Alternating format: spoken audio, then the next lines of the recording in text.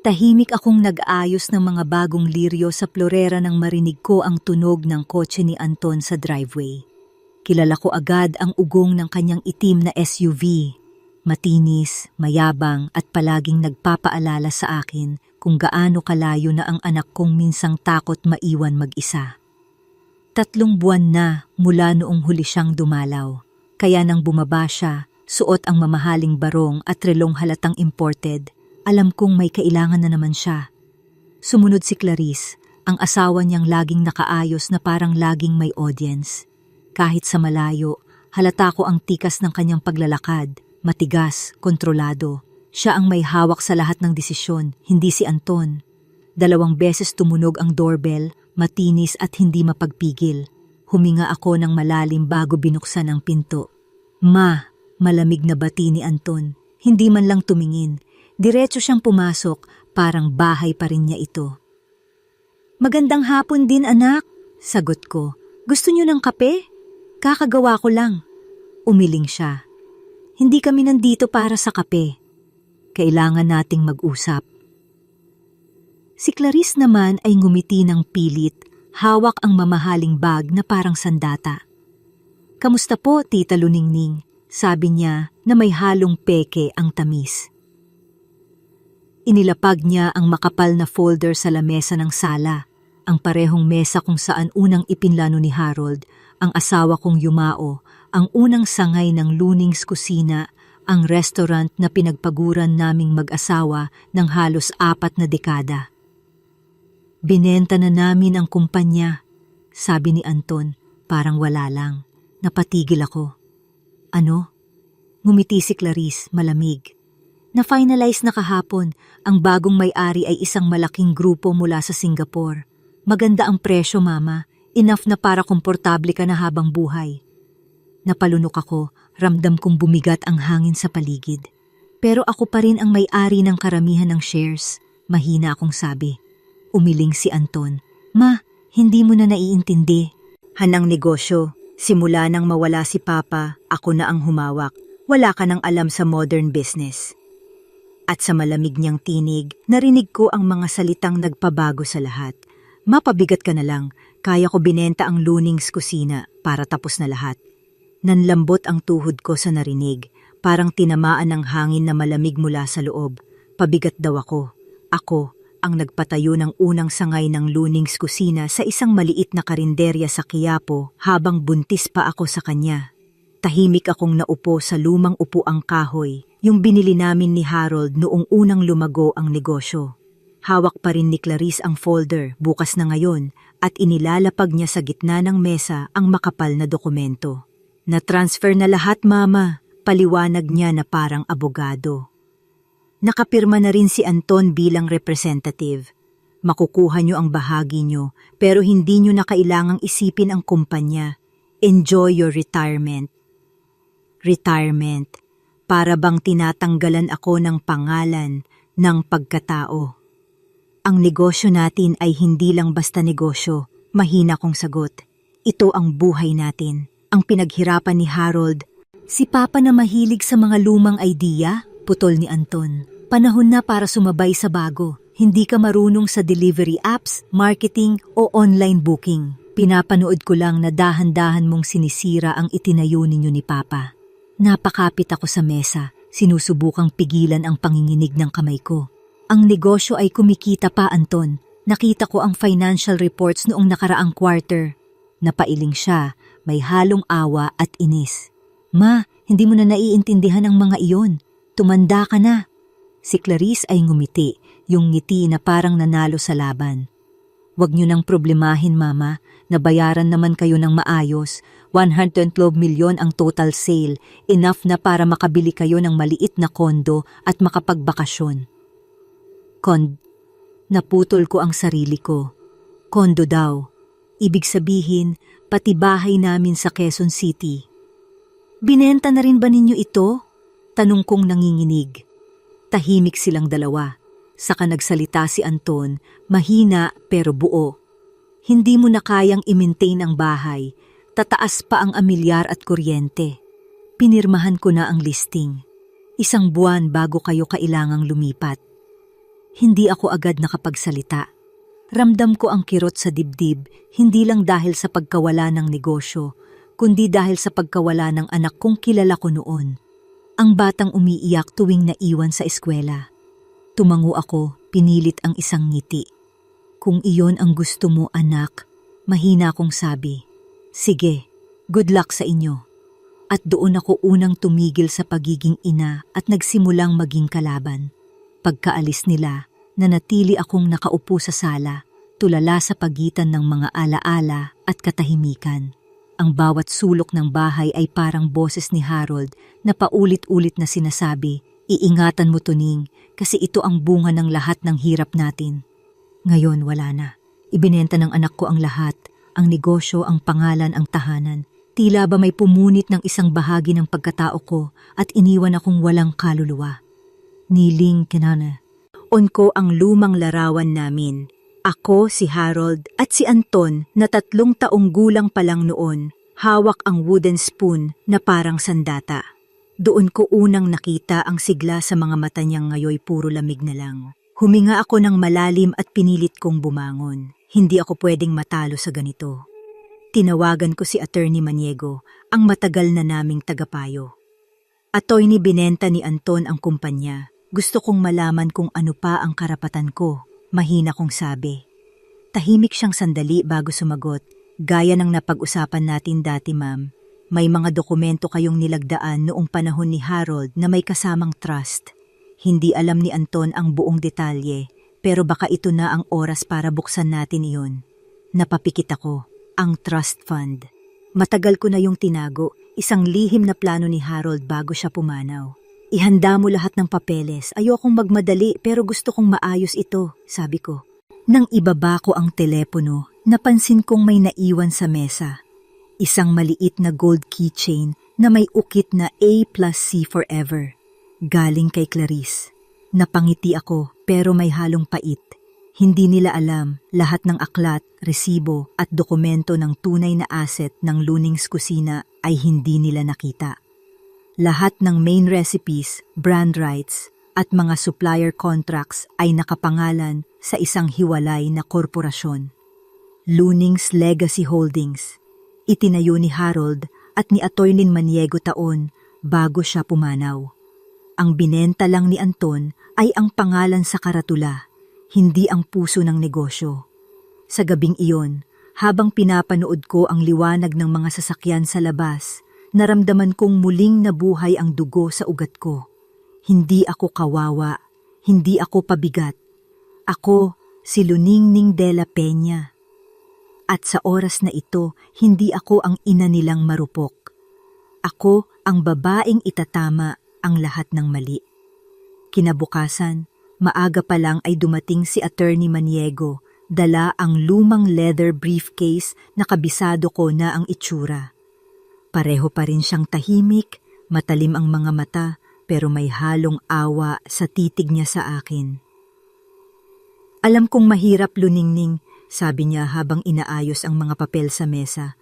Pero tandaan mo, ikaw pa rin ang tunay na may-ari ng kaluluwa ng negosyo ninyo. Hindi nila alam ang hawak mong alas.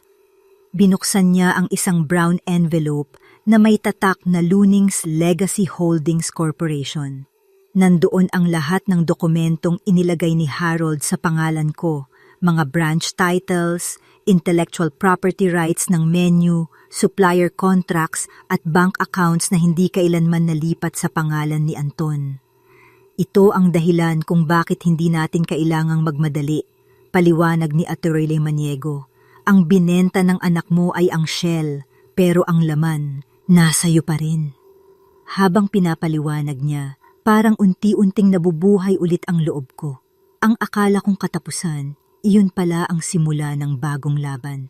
Atty. Nainin sabi, ko, mahina pero buo, gusto kong ipagpatuloy ang negosyo, pero hindi bilang Luning's Kusina. Gusto kong ibang pangalan, yung sa akin lang. Tumango siya. Kung ganoon, i-register natin ito sa ilalim ng iyong pangalan. Gamitin natin ang pangalan ng trust, Luning's Legacy. Napangiti ako. Bagay, kasi hindi ko na ibabalik sa kanila ang dati nilang alam.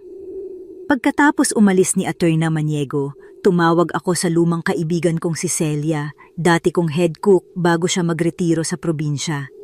Celia, sabi ko, handa ka pa bang magluto ulit? Narinig ko ang tawa niya sa kabilang linya, yung tawang may halong gulat at tuwa. Aba, kung ikaw ang boss, kahit bukas, uuwi ako ng Maynila. Tumulo ang luha ko, hindi dahil sa lungkot, kundi sa pag-asang may mga taong naniniwala pa rin sa akin. Sa gabing iyon, sinimulan kong isulat ang bagong menu sa lumang notebook ni Harold. Mga pagkaing puno ng alaala pero may bagong timpla ng lakas. Sa bawat linya ng tinta, naramdaman kong bumabalik ang dating tapang ko, ang babaeng kayang bumangon kahit ilang beses siyang itapon. At sa isip ko, malinaw ang plano. Hahayaan kong maranasan ni Anton ang kahalagahan ng isang bagay na basta na lang niyang ipinagbili. Sa tamang oras, siya mismo ang hihingi ng tawad at ako si Luningning ang magpapasya kung tatanggapin ko pa. Lumipas ang 3 araw bago ko muling narinig ang balita tungkol kina Anton at Clarice. Tinawagan ako ni Marites, isa sa mga dating branch supervisors ng Luning's Kusina, umiiyak sa telepono. Ma'am Luning, nagsara po yung main branch sa Timog. Wala pong dumating na supply at tinanggal lahat ng staff ngayong umaga. Nanlamig ako pero hindi na ako nagulat. Alam kong darating ang araw na iyon. Ang mga kontrata sa supplier, pati ang rights ng signature recipes, ay nasa ilalim ng Luning's Legacy Holdings. Hindi kailanman napunta sa bagong may-ari. Ang ibinenta ni Anton ay isang katawan na walang kaluluwa. Huwag kang mag-alala, Marites, sabi ko. Maghintay ka lang, tatawag ako ulit pag handa na tayo. Nang ibaba ko ang tawag, napatingin ako sa lumang logo ng Luning's Kusina na nakasabit pa sa kusina ko. Dinampot ko iyon, nilagyan ng isang malaking X gamit ang itim na marker. At sa kabinulungan, salamat pero tapos na tayo. Sa gabing iyon, nagtipon kami ni Celia at ng ilan sa mga dati naming tauhan sa lumang komisari sa Pasig. Alikabok na ang sumalubong sa amin, pero sa ilalim ng amoy ng lumang mantika, naroon pa rin ang alaala ng bawat tagumpay. Ma'am, sigurado po kayo? Tanong ni Celia habang pinupunasan ang lumang mesa. Mas sigurado ako ngayon kaysa noon, sagot ko. Bubuksan natin muli ito, pero sa ibang pangalan, Luning's Legacy Cafe. Natahimik silang lahat sandali, sa kasabay-sabay na napangiti. Bagay po, sigaw ni Celia. Para alam ng lahat kung kanino talaga galing ang lahat ng to. Habang inaayos nila ang mga gamit, kinuha ko ang lumang larawan ni Harold na nakasabit pa sa dingding. Nakikita mo ba, Harold? Bulong ko. Hindi ako susuko. Sa kabila ng pagod at lungkot, may kakaibang init sa dibdib ko, ang uri ng apoy na matagal nang nag-aalab pero ngayon lang muling pinayagang lumiyab. Alam kong hindi magiging madali. Alam kong darating ang panahon na aharapin ko si Anton, dala ang hiya at galit. Pero ngayon, hindi iyon mahalaga. Ang mahalaga, humihinga ulit ang pangarap ko. Sa unang pagkakataon matapos ang matagal na panahon, naramdaman kong ako ulit si Luningning. Hindi ang ina nilang tinuring pabigat, kundi ang babaeng marunong bumawi at marunong gumanti sa tamang paraan. Isang linggo ang lumipas bago pumutok sa social media ang balita. Luning's Kusina, temporarily closed due to supply issue. Nabasa ko iyon habang nagkakape sa beranda at sa unang pagkakataon, ngumiti ako ng totoo. Hindi dahil sa galit, kundi dahil sa hustisyang tahimik na kumikilos. Sa kabilang banda, nagsimula na rin kaming maglinis ng komisari sa Pasig. Si Celia, abala sa pagtikim ng bagong sauce para sa kare-kare, habang si Marites naman ay nag-aasikaso ng listahan ng mga dating empleyado na gustong bumalik. Ma'am, halos lahat gusto ulit magtrabaho sa inyo, sabi niya, halos maiyak sa tuwa. Miss na raw nila yung panahon na tinuturing silang pamilya, hindi alipin. Napatingin ako sa kanila at saglit kong inalala ang panahon na puno ng tawanan ang kusina bago pa man dumating si Clarice at gawing corporate ang lahat. Ngayon, ibabalik ko ang diwa ng pinagmulan namin, pagkain na may puso, hindi logo. Samantala, tumawag si Attorney Maniego sa akin. Luningning, nagpadala ng demand letter ang bagong may-ari. Gusto nilang ipasa mo raw sa kanila ang mga missing supplier contracts. Napangiti ako, may halong sarkasmo. Sabihin mong, ipapadala ko kapag natutunan nila ang pagkakaiba ng trademark sa tradisyon. Narinig ko siyang natawa sa kabilang linya. Inaasahan ko na yan at isa pa, nakuha ko na ang permit para sa bagong pangalan. Legal na ang Luning's Legacy Cafe. Para akong nabunutan ng tinik. Salamat at toylay sa wakas. Nang gabing iyon, habang inaayos ko ang mga bagong uniform ng staff, dumating ang tawag na hindi ko inaasahan, si Anton. Ma, sabi niya sa kabilang linya, may panginginig ang boses. Anong ginawa mo? Sinira mo yung pinaghirapan ko. Saglit akong natahimik, pinakiramdaman ang bawat salita. Anak, ang sinira mo ay ang pinagpundaran naming mag-asawa. Ako lang ang nag-aayos ng iniwan mong gulo. Pabigat ka talaga! Sigaw niya bago ibaba ang telepono. Napailing na lang ako, hindi na ako nasaktan. Kasi ngayong gabi, habang naririnig ko ang sabay-sabay na halakhak ng mga dati kong tauhan sa labas, alam kong may pamilya pa rin akong natira, hindi sa dugo, kundi sa puso. At kung kailangang ipaalala kay Anton kung saan siya nagkamali, gagawin ko iyon, hindi sa salita, kundi sa tagumpay. 2 linggo matapos magbukas ang Luning's Legacy Cafe, hindi ko inasahan ang dami ng taong dumating. Sa unang araw pa lang, puno agad ang maliit naming kainan sa Pasig, mga dating suki, dating empleyado, at mga bagong customer na curious sa babaeng bumawi sa sariling negosyo. Sa bawat umorder ng adobo at sinigang, ramdam ko ang kilig at takot na magkahalo. Parang unang araw ko ulit sa Quiapo noon. Noong unang beses kaming nagsaing gamit ang kalan, nagasera pa. Ma'am, sold out po ang lumpiang ubod, sigaw ni Celia mula sa kusina. Magluluto pa ako. Napangiti ako, parang musika ang bawat tawanan at kalansing ng awali. Ngunit sa gitna ng saya, dumating ang balita na tila bagyong paparating. Pumasok si Anton sa isa sa mga natirang branch ng Luning's Kusina, nagwawala sa mga tauhan at sinisisi ang lahat. May nag-video pa raw at kumalat iyon online, kasama ang caption, anak ng founder na wala ng kontrol sa sariling kumpanya. Nang mabasa ko iyon, hindi ko alam kung maaawa ako o matatawa. Ang anak kong laging maayos, laging maipagmamalaki, ngayoy pinag-uusapan sa internet. Kinagabihan, dumating si Attorney Maniego. Luningning, mukhang desperado na si Anton. May nag-leak sa akin na sinusubukan niyang kansilahin ang mga kontrata sa mga dating supplier mo para mapilayan ka. Umiling ako, kampante. Wala siyang kontratang mapuputol, attorney. Lahat ng bagong supplier ko ay direct partners. Hindi ko na uulitin ang pagkakamali kong ipasa sa kanya ang tiwala. Mabuti kung ganon, sabi niya. Pero maghanda ka pa rin. Kapag nasukol ang isang taong mapagmataas, delikado yon. Tumango ako kasi alam kong totoo yon. Habang tinititigan ko ang mga staff kong abala pa rin hanggang hating gabi, naisip ko kung gaano kasakit para sa isang ina na makita ang anak niyang nilalamon ng sarili niyang kasakiman. Pero naisip ko rin, baka kailangan niya yung sakit na yon para matuto. Sa salamin ng kafe, nakita ko ang sarili kong matatag, mas matanda pero buhay na buhay. Ito ang tunay kong tahanan, sabi ng isip ko. At sa ilalim ng mga ilaw ng kalsada, nanumpa ako sa sarili. Hindi ko lang babawiin ang pangalan ko, kundi ibabalik ko rin ang dangal na sinubukan nilang sirain. Ilang araw lang ang lumipas bago muling nagparamdam si Anton, hindi sa tawag, kundi sa mismong pinto ng kafe. Kasalukuyan akong nag-aayos ng mga resibo nang bigla siyang pumasok, suot ang mamahaling polo na dati niyang ipinagyayabang, pero ngayon ay gusot at may bakas ng pagod sa muka. Lahat ng tao sa kafe ay napatigil, kahit ang mga kumakain biglang natahimik. Malamig niyang sabi, kailangan nating mag-usap. Tumango ako, tinuro ang maliit na mesa sa gilid. Umupo ka. Tahimik siyang sumunod pero halatang nagpipigil ng galit. Narinig mo na siguro, sabi niya, bagsak na halos lahat ng branch.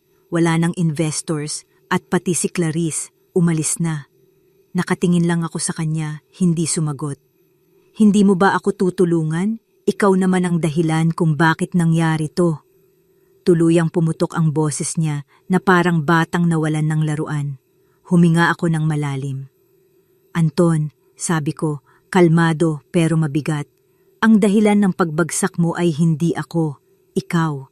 Ibinenta mo ang pinaghirapan namin ni Harold nang hindi man lang tumitingin sa likod.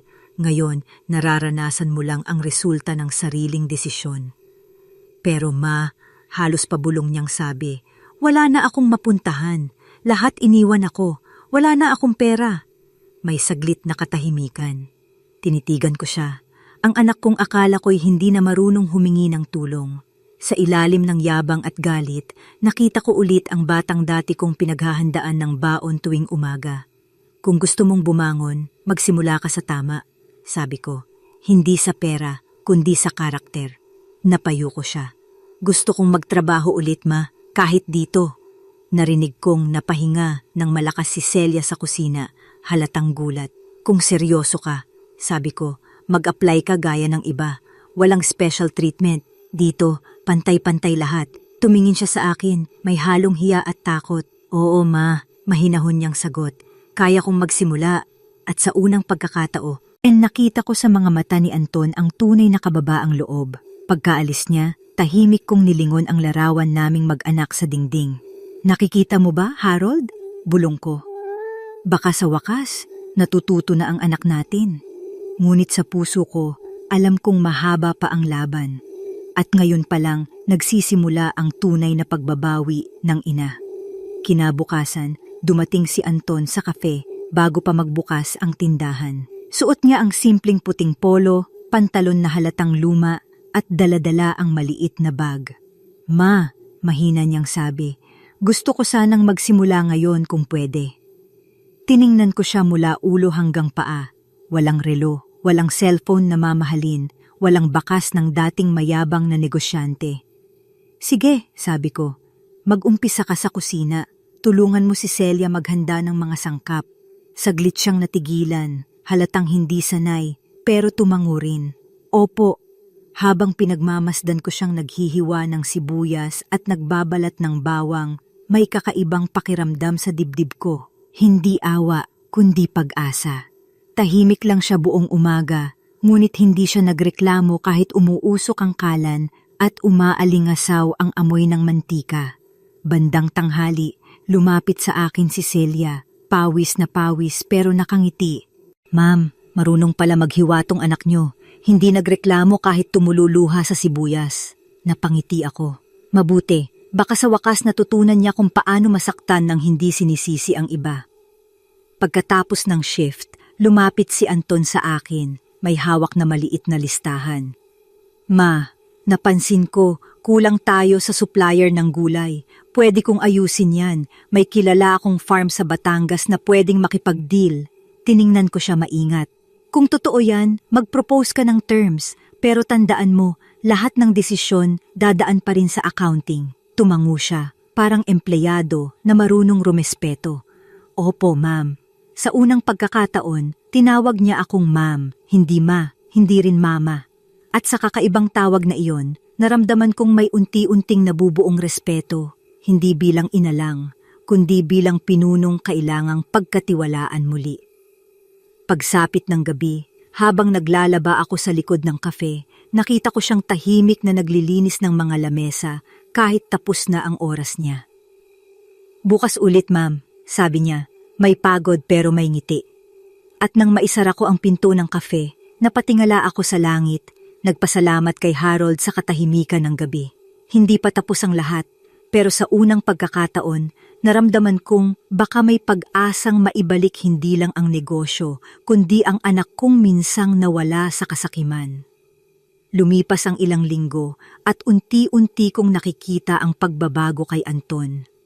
Dati, siya ang unang umaalis kapag natapos ang trabaho. Ngayon, siya na ang huling lumalabas ng kafe. Minsan, nahuli ko pa siyang tahimik na nagtutupi ng mga basahan sa kusina habang si Celia naman ay nagpapahinga. Hindi ko akalaing aabot sa ganito, ma'am, sabi ni Celia isang gabi habang nagsasara kami ng tindahan. Ibang-iba na ang anak niyo. Hindi na siya yung dating nagagalit kapag nauubos ang kape sa opisina. Napangiti ako, pero hindi pa rin ako lubos na naniniwala. Marami na akong nakita sa buhay. Maraming pangakong napako, maraming pagsisising huli na. Pero sa mga simpleng kilos ni Anton, may bahid ng katapatan na hindi ko maikaila. Isang hapon, habang nag-aayos ako ng mga papeles sa opisina, kumatok siya. "Ma, ma'am," agad niyang itinama. "May gusto po sana akong ipakita." Inilapag niya sa mesa ang isang folder na puno ng listahan at presyo. "Ito po yung proposal ko sa supplier ng gulay. Nakipag-meeting ako kahapon sa farm sa Batangas.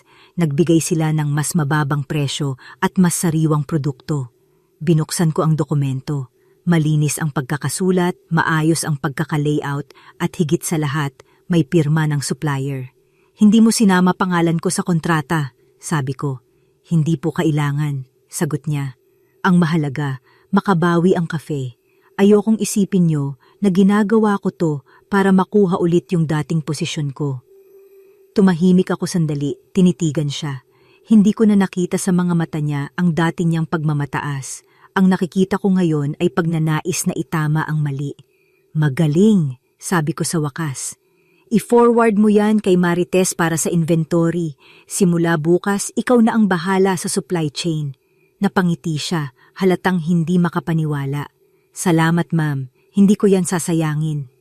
Pagkaalis niya, napasandal ako sa upuan na pabuntong hininga. "Harold, bulong ko sa isip, kung nakikita mo lang ito, baka sabihin mong sa wakas, nagising na ang anak natin." Sa labas, kita ko siyang tumutulong magbuhat ng mga kahon ng bigas. Walang reklamo, walang utos. At sa unang pagkakataon, mula nang mamatay si Harold, may tahimik akong naramdaman. Kapayapaan, hindi dahil nanalo ako, kundi dahil natututo siyang maging anak ulit.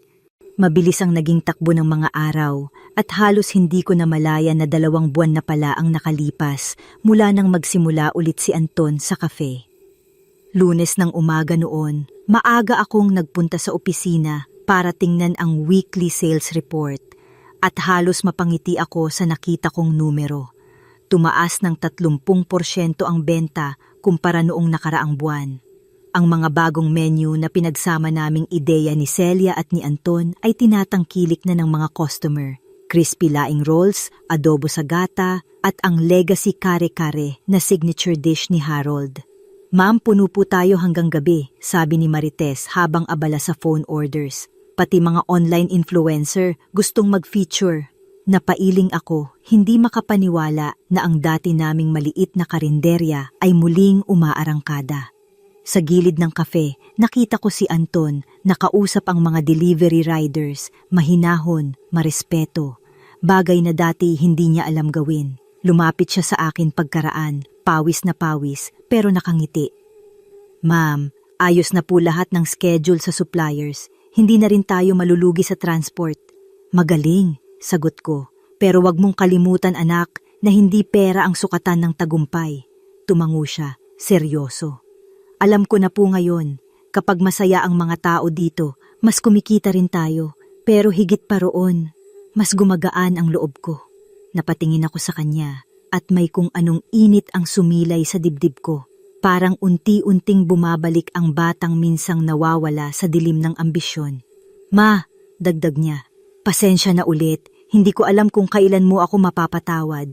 Pero araw-araw kong sinusubukang maging anak na karapat-dapat sa'yo." Hindi ko agad nasagot kasi kung nagsalita ako noon, baka maiyak ako sa harap ng mga tao. Kaya ngumiti lang ako at tinapik siya sa balikat. "Huwag mong sayangin ang pagkakataong binibigay sa'yo, Anton. Dahil hindi na ito galing sa awa, galing to sa tiwala." Habang naglalakad, siya palayo, sumilip sa isip ko si Harold, nakangiti sa gunita, parang nagsasabing, "Tama na Ning, nakuha mo na ang hustisya." Ngunit sa puso ko, alam kong hindi pa tapos ang laban. Kasi minsan, ang kapatawaran ay mas mabigat kaysa paghihiganti. Dumating ang isang gabi na hindi ko inaasahan, isang gabi ng pagbalik ng lahat ng alaala. Kakarating lang namin ni Celia mula sa supplier meeting nang makita kong may nakatambay sa labas ng kafe. Si Clarice. Suot pa rin niya ang mamahaling blouse, pero halatang pagod, parang ilang linggo nang hindi natutulog. Tita Luningning, mahinahon niyang bati, may halong kaba. Pwede po ba tayong mag-usap? Tiningnan ko siya sandali bago tumango. Pasok ka. Tahimik kaming umupo sa sulok ng kafe habang abala sa loob sina Celia at Anton. Alam kong galit kayo sa akin, panimula niya, at karapat-dapat naman. Pero gusto ko lang sabihin, hindi ko alam noon kung gaano kalalim ang pinasok namin ni Anton. Umiling ako. Alam mo, Clarice, minsan hindi mo kailangang maintindihan lahat para malaman kung mali. Napayuko siya, pinipigil ang luha. Iniwan ko siya noon kasi galit ako, kasi akala ko pera lang ang sukatan ng tagumpay. Pero ngayon, wala na akong trabaho, wala na rin akong pangalan sa industriya. At habang pinapanood ko kayong dalawa, na-realize kong mali ako. Ang totoo, tita, gusto kong humingi ng tawad. Tahimik lang ako sandali. Sa likod ko, narinig kong lumabas si Anton mula sa kusina. Clarice? Mahina niyang sabi, gulat sa nakita. Tumayo siya, halatang alanganin. Anong ginagawa mo rito? Humihingi ng tawad, sagot ni Clarice. Nanginginig ang boses. Hindi kita pinilit noon, Anton, pero hindi rin kita pinigilan. Pareho tayong naging sakim. Tahimik silang nagkatitigan, parang may mga salitang hindi kailangang bigkasin. Hindi ko alam kung mapapatawad kita, sagot ni Anton sa dulo. Pero salamat sa pag-amin. Doon ko naramdaman na may kakaibang liwanag sa gabing iyon. Hindi iyon liwanag ng paghihiganti, kundi ng pagsisimula. Nang umalis si Clarice, nilapitan ako ni Anton, nag-aalangan. Ma, tama ka pala, sabi niya. Mababa ang tono. Minsan, mas mabigat pa ang paghingi ng tawad kaysa sa paghingi ng pera. Napangiti ako, marahan kong hinawakan ang balikat niya. Anak, kapag natutunan mong humingi ng tawad, natutunan mo na ring mahalin muli ang sarili mo. Sa gabing iyon, habang sinasarado namin ang kafe, ramdam kong unti-unting humuhupa ang bigat sa pagitan naming mag-ina. At sa unang pagkakataon, parang umuusbong na muli ang pamilya na muntik ng tuluyang mabasag. Pagsapit ng sumunod na linggo, tila mas magaan na ang lahat sa Luning's Legacy Cafe. Parang bawat umaga ay may bagong simula. May halakhakan sa kusina, may amoy ng bagong lutong sinangag, at may mga customer na parang bahagi na ng pamilya. Si Anton, palaging maaga, bitbit ang listahan ng orders at schedule ng deliveries. Ma'am, may bagong supplier pong gustong makipag-partner, sabi niya habang inaabot ang dokumento. Sila raw ang nagbibigay ng pinakamasarap na talong sa Batangas. Napangiti ako. Sige, pero tingnan mo muna ang quality. Hindi pwedeng basta mura lang. Tumango siya agad, seryoso, parang batang gustong patunayan na kaya niyang magdesisyon. Habang pinagmamasdan ko siya, napansin kong may kakaibang galaw sa kilos niya, mas kalmado, mas mahinahon, parang may natutunan na sa bawat pagkakamali noon. Isang hapon, may dumating na reporter mula sa lokal na pahayagan. Ma'am Luningning, sabi ng babae, gusto naming isulat ang kwento ninyo, kung paano ninyo nabawi ang negosyo at kung paano ninyo binigyang buhay ulit ang pangalan ninyo. Napahinto ako. Kasi dati ay ayaw ko ng pansin. Pero ngayon, alam kong may halaga ang kwento naming mag-ina. Hindi para sa papuri, kundi para sa inspirasyon. Sige, sagot ko. Pero siguraduhin mong hindi ito tungkol sa paghihiganti. Gusto kong ipakita na kahit sa gitna ng pagtataksil, pwedeng manalo ang kabutihan. Kinabukasan, lumabas ang artikulo sa online news. Ina, nagtagumpay matapos ibenta ng anak ang negosyo. Ngayon, magkasama silang muli. Nang mabasa ko yun, napaluha ako. Hindi dahil sa saya lang, kundi sa bigat ng alaala. Dumating ang mga dating empleyado, dala ang mga kopya ng artikulo, at sabay-sabay kaming nagkape. Ma'am, kayo na ang inspirasyon ng buong Pasig, biro ni Celia habang nagtatawanan kami. Ngunit sa gitna ng lahat, lumapit si Anton, mahina ang boses. Ma'am, Estema, sabi niya, salamat sa pangalawang pagkakataon. Tinitigan ko siya at ngumiti. Huwag mo akong pasalamatan, anak. Ang dapat mong pasalamatan ay sarili mo dahil natutunan mong bumaba para matutong tumaas ulit. Sa sandaling iyon, parang naramdaman kong nandoon si Harold, nakatayo sa tabi namin, nakangiti. At sa isip ko, ong ko sa kanya, ayos na tayo mahal, naitama ko na. Pero sa ilalim ng lahat ng saya, alam kong may isang pagsubok pang paparating at kailangang handa kami pareho ni Anton. Isang umaga, habang abala kami sa kafe, dumating si Attorney Maniego dala ang ilang dokumento at may seryosong ekspresyon sa mukha. "Luningning," sabi niya agad, "may bagong development. Ang kumpanya mula Singapore na bumili ng Luning's Kusina, nag-file ng kaso laban sa iyo. Ipinipilit nilang nilabag mo raw ang non-compete clause dahil nagbukas ka ng katulad na negosyo." Napatigil ako, ramdam ko ang biglang paglamig ng paligid. Ibig sabihin, gusto nilang ipasara ang kafe? Tanong ko, kalmado pero may kaba sa dibdib. "Posible," sagot niya, "pero huwag kang mag-alala, may laban tayo. Ang clause na iyon ay hindi valid dahil ang binenta mo lang ay shares, hindi ang karapatan mong magpatakbo ng sariling brand." Lumapit si Anton, halatang nagulat. "Ma'am, paano yan? Kung matuloy ang kaso, madadamay ako." Tumingin ako sa kanya, matatag. "Anak, minsan kailangan nating harapin ang unos ng nakatindig. Hindi na ito tungkol sa negosyo, tungkol na ito sa dangal." Tinapik ko ang kamay niya. "At ngayon, kailangan ko ang tulong mo." Sa sumunod na mga araw, hindi na kami nakatulog ng maayos. Dumating ang mga subpena, mga papel na tila gusto kaming paluhurin. Pero habang papalapit ang hearing, mas lalo kong naramdaman ang tapang ng buong team. Si Celia, nagluto ng pagkain para sa mga abogado. Si Marites, abala sa mga record. At si Anton, halos hindi na umaalis sa tabi ko. "Ma," sabi niya isang gabi, "kung kailangan kong tumestigo para sa iyo gagawin ko. Ako mismo ang magpapatunay kung sino talaga ang may puso ng Luning's Kusina." Napangiti ako, may luha sa mata. "Hindi ko akalaing maririnig ko yan mula sa iyo, anak." Dumating ang araw ng pagdinig. Habang nakaupo kami sa korte, tinitigan ko ang mga taong minsang nagkamali sa paghusga sa akin. Mga negosyanteng akala nila'y kayang tapakan ang matanda't babaeng mahina. Ngunit sa loob ng puso ko, alam kong hindi nila kayang bilhi prodikame. Ang karangalan. At nang lumabas kami ng korte matapos ang unang araw ng hearing, nilingon ko si Anton at mahina akong sabi, "Ito na yung laban na dapat nating harapin noon pa. Pero ngayong magkasama tayo, alam kong panalo na ako, kahit ano pa ang hatol."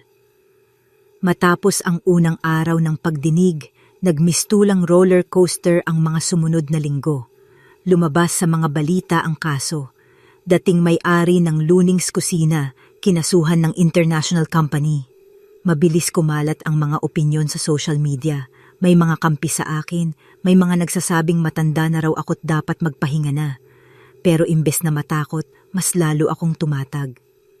"Ma," sabi ni Anton habang nasa kafe kami isang gabi, "kung dati ito ang klase ng balitang sisira sa akin, ngayon parang gusto ko pang ipagmalaki na kasama ako sa laban mo." Napangiti ako, pinisil ang kamay niya. "Anak, minsan kailangan mong masira muna para matutong bumuo muli." Kinabukasan, dumating si Attorney Maniego, dala ang magagandang balita. "Luningning," sabi niya, "may ebidensya na kami. Napatunayan naming ang binenta ni Anton noon ay hindi kasama ang mga trademark at original recipes. Ikaw pa rin ang may-ari ng intellectual property ng brand para akong nabunutan ng tinik. Ibig sabihin, sagot niya, malaki ang tsansa nating manalo." Nag-iyakan kami sa opisina, ako, si Celia at si Marites. Kahit si Anton ay hindi napigilang yumakap sa akin. "Ma, pasensya talaga.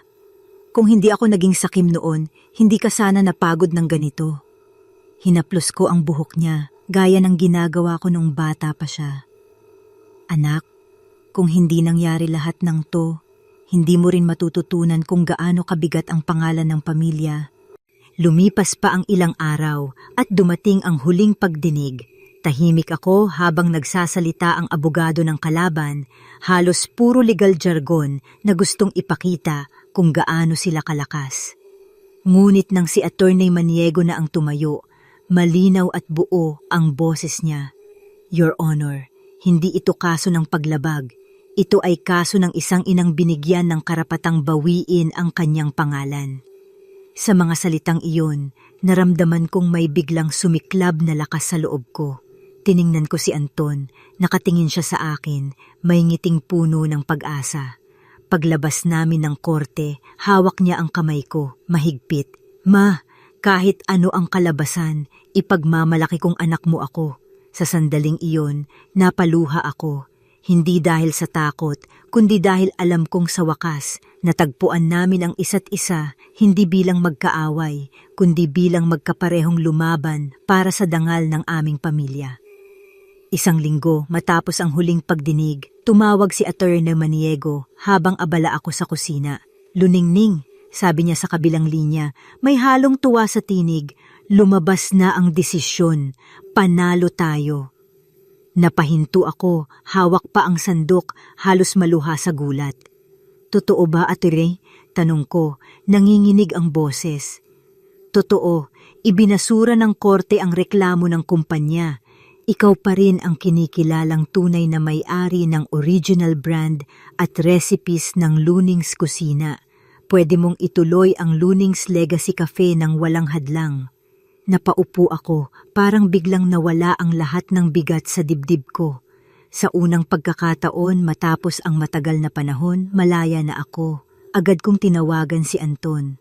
Anak, sabi ko, tapos na, panalo tayo. Sandali siyang natahimik sa kabilang linya bago sumigaw ng "Ma", boses ng batang matagal kong hindi narinig. Kinagabihan, nagtipon kami sa kafe.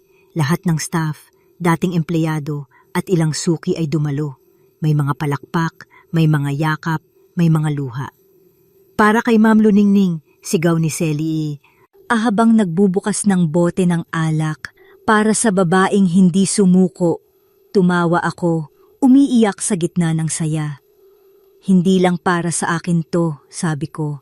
Para sa lahat ng Pilipinong nilabanan ang pandaraya, hindi sa sigaw, kundi sa sipag at puso. Tumayo si Anton sa gitna, hawak ang mikropono. Gusto ko lang sabihin, panimula niya, na kung may taong nagturo sa akin kung ano ang ibig sabihin ng tunay na tagumpay, si Mama yon. Hindi niya lang binawi ang negosyo, binawi niya ang dangal naming lahat.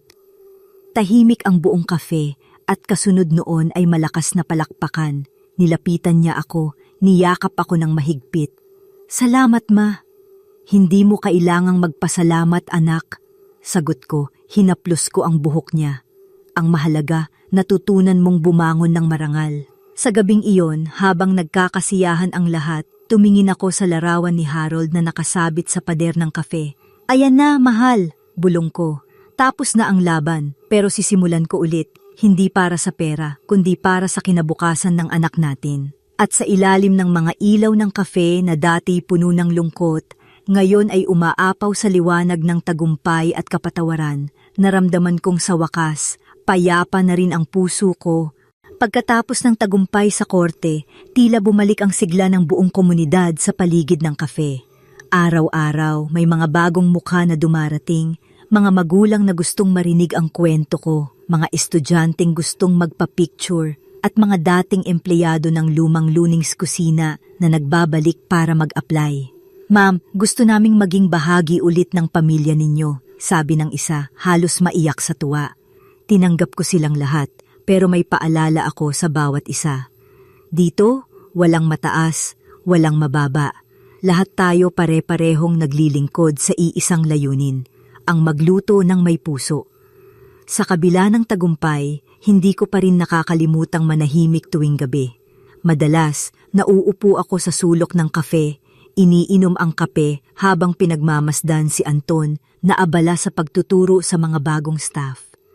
Minsan napapaisip ako, ito ba yung anak na dati kong iniiyakan gabi-gabi, hinihiling na magbago? Ngayon, siya na mismo ang nagpapayo sa iba. Huwag mong itapon ang tiwala kasi mahirap yang kunin ulit. Narinig kong sabi niya sa isa sa mga bagong crew. Napangiti ako, pinunasan ng luha sa gilid ng mata.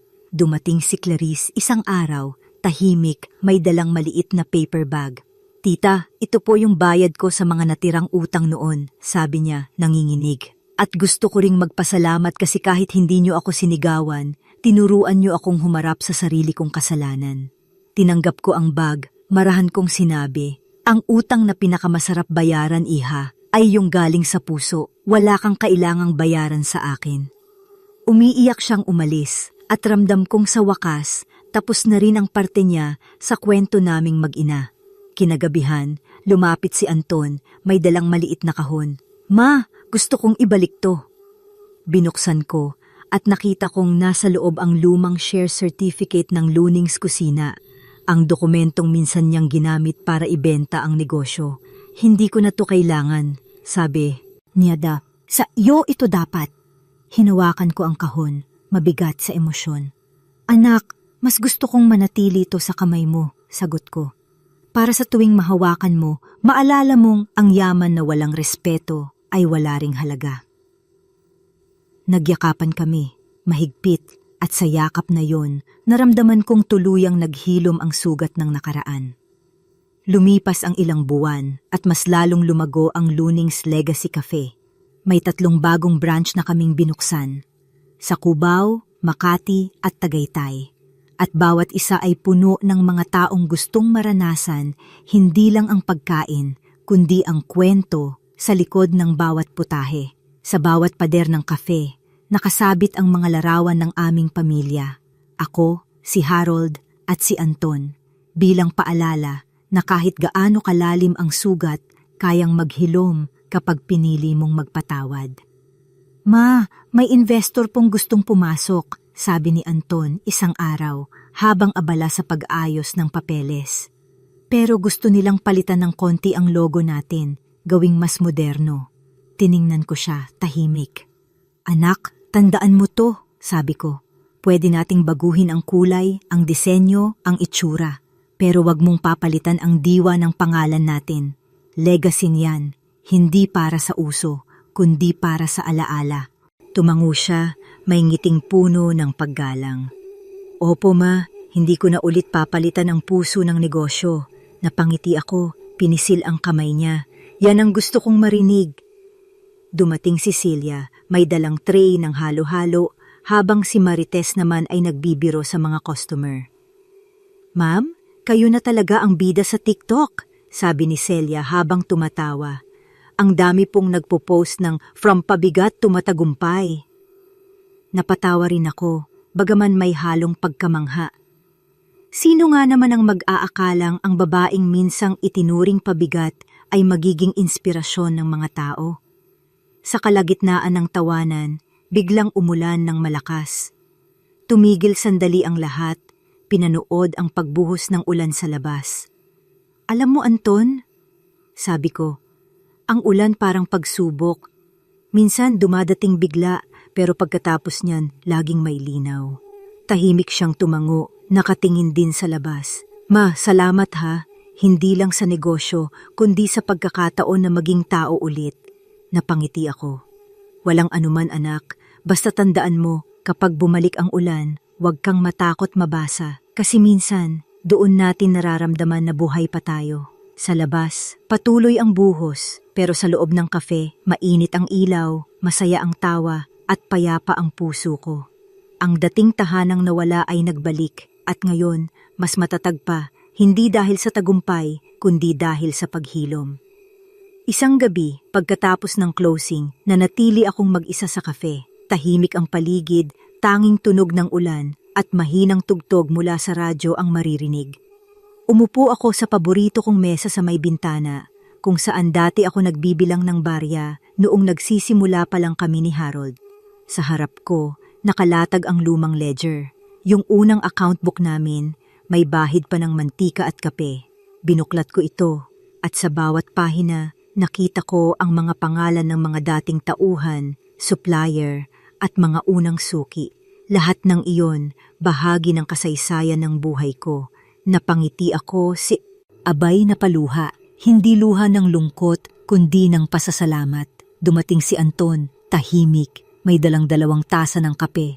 Ma, di pa kayo natutulog? Umupo siya sa tapat ko, inilapag ang tasa. Gusto ko lang maalala, anak, sagot ko. Kung saan nagsimula lahat, kasi minsan, sa dami ng tagumpay, nakakalimutan natin kung paano tayo nagsimula. Tumango siya seryoso. Ako nga ma, ang dami kong nakalimutan noon, pero ngayon, bawat araw dito sa cafe, parang paalala ng mga maling desisyon ko. At sa totoo lang, masaya akong nangyari lahat yon, kasi kung hindi ko makikilala kung sino talaga ako. Hinawakan ko ang kamay niya, mahigpit. Anak, ang pagkakamali ay hindi kahihiyan. Ang kahihiyan ay yung ayaw mong itama, kaya ipagpatuloy mo to kahit wala na ako balang araw. Napatigil siya, tinitigan ako na parang ayaw marinig ang huling linya kong iyon. Mahuwag niyo namang sabihin yan, ngumiti ako. Hindi ko sinasabi na aalis na ako.